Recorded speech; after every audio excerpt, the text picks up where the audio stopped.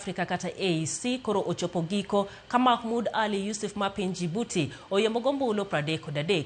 Youssouf osebede piem kod Raila Odinga ma piny Kenya kod Richard Randiamandrato mar piny Madagascar kendo koro biro kawo kar Musa Faki motieko kinde mare. Kaka jafwambo marwa Efi Nyakidi lero, Youssouf ma en jatend weche tudruok e pinje ma oko e piny Djibouti geto chwalo Afrika e rang'iny mamalo kokadho sectors mag ohala, somo kod pur e kind mamoko.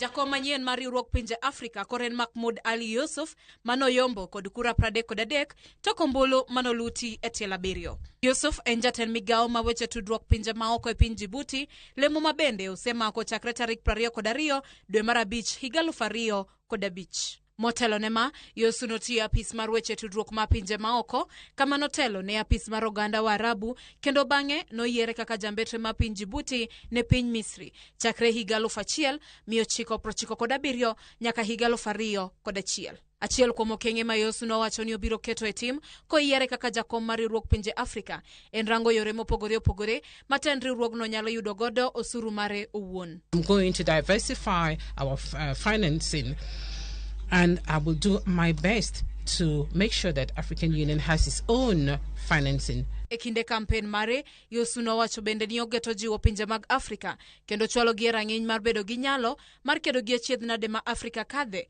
moloyo to rochruok mar arita kod kwe.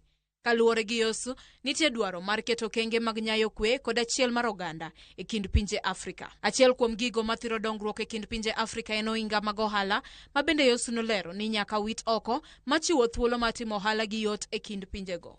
I'm also going to boost intra-African trade, which should go beyond 80%.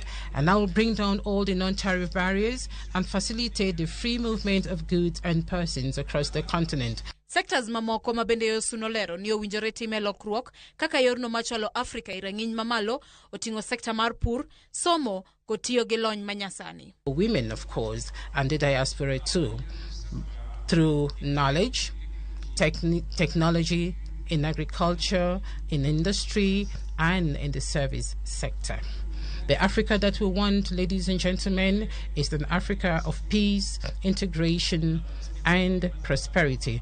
And this has to go through the political will and the solidarity of the African people. Jogo mamoko manelaro komno gin Raila Odinga kod mane en jatend weche tudruok pinje maoko e piny Madagascar, Richard Randiamandrato.